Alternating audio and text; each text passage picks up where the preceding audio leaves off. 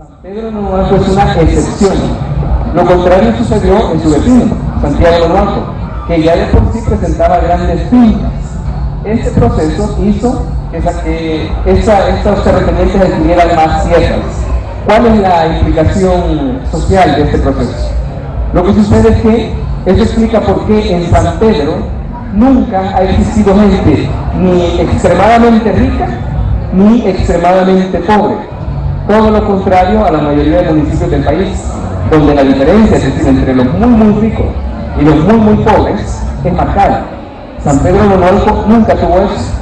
De hecho, cuando en 1960 el doctor Marroquín vino y desarrolló su investigación acá, él se fue sorprendido, porque él encontraba que la economía de San Pedro era una economía casi autónoma. Es decir, la gente tenía trabajo, si usted no tenía tierra, al menos existía trabajo en las fincas, lo cual era muy raro en otras partes del país. No existían grandes concentraciones de tierra y la tierra, en lugar de ser concentrada, la forma que había adoptado era de pequeña finca, es decir, fincas de 5 manzanas, de 10 manzanas, a lo sumo de 20, 30, pero no fincas de 1000 o 2000 manzanas. Entonces, este hecho hizo muy particular la vida de San Pedro Nonualco con respecto a la vida de los municipios vecinos como Santiago. Por último, hubo un hecho que fue quizás el más determinante y sin el cual nosotros no hubiéramos podido desarrollarnos como pueblo y no podríamos estar acá, y eso tiene que ver con el desarrollo del café. A finales del siglo XIX, estamos hablando de 1880 en adelante, el gobierno de El Salvador impulsó el cultivo del café. El café entonces tenía un costo muy importante y el gobierno lo impulsó, el gobierno regalaba plantas.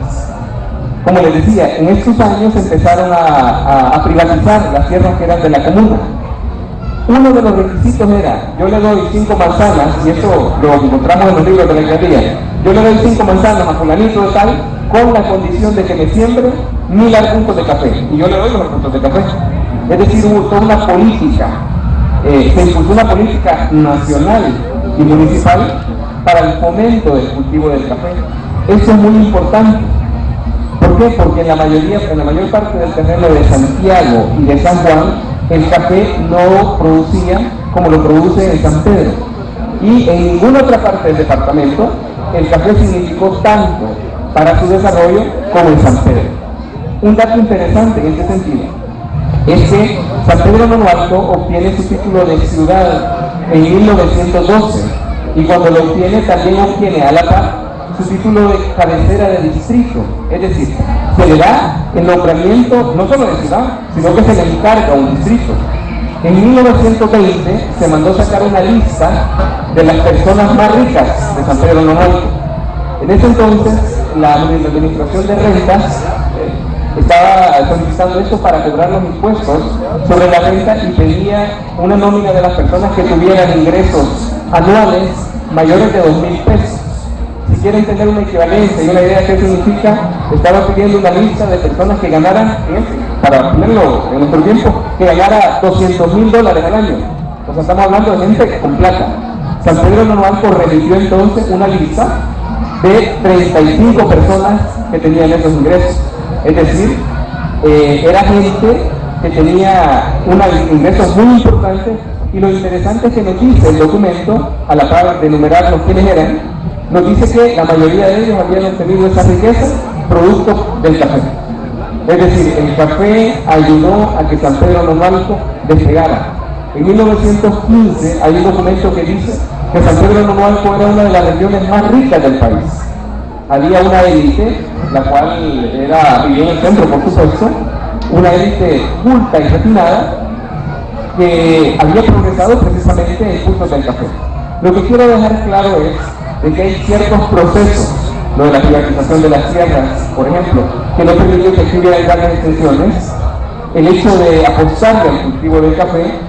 Hechos como eso explican por qué San Pedro dejó de parecerse tanto a la región nonualca de la que venía.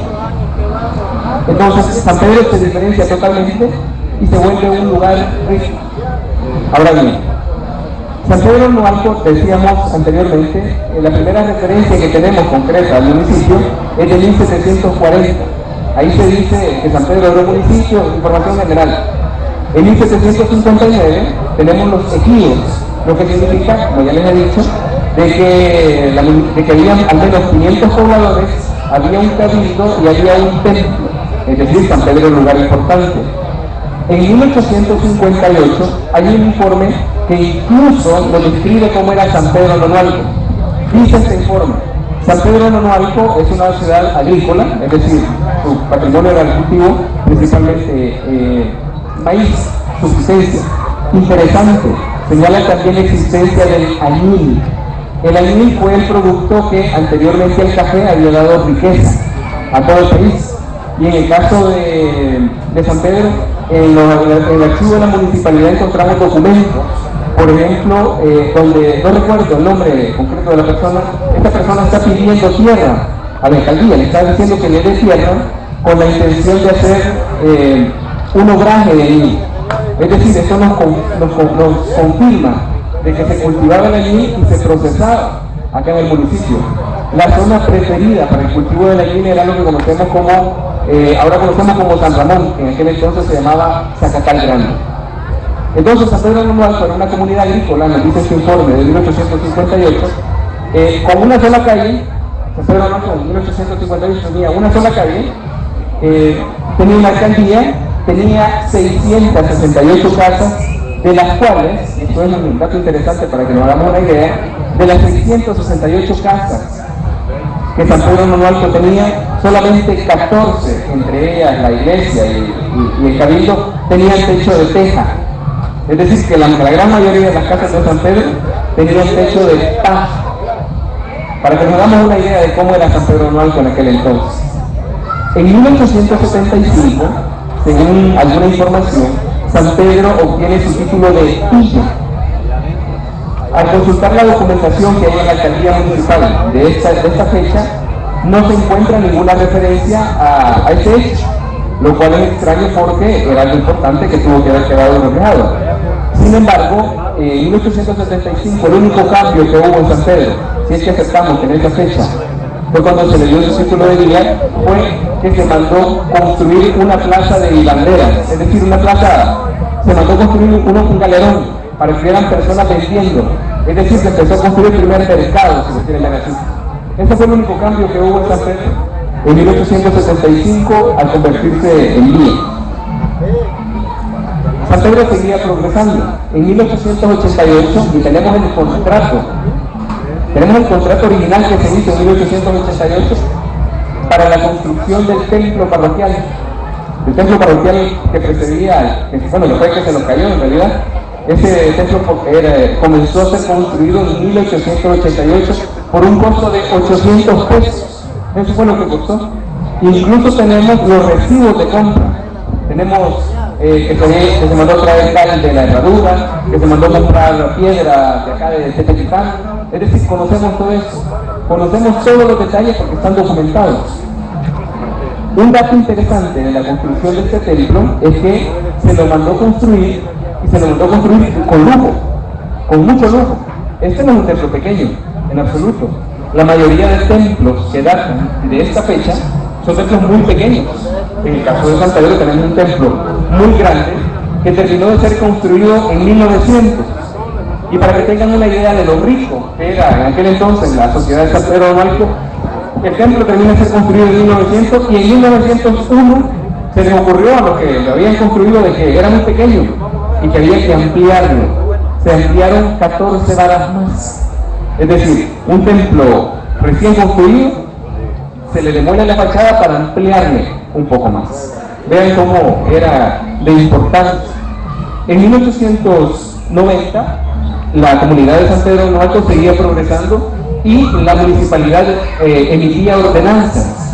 Una de las ordenanzas que emitió en 1890 fue que la gente del centro y de los barrios no siguiera construyendo casas de paja.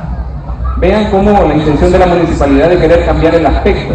Es decir, si queremos dar un nuevo look a la comunidad, esas casas de paja quedan feas. Únicamente se tenían que construir casas de adobe, es decir, no de paredes como las conocemos, sino casas de adobe. A la vez se dispuso que las que ya estaban construidas se mandaran a chequear.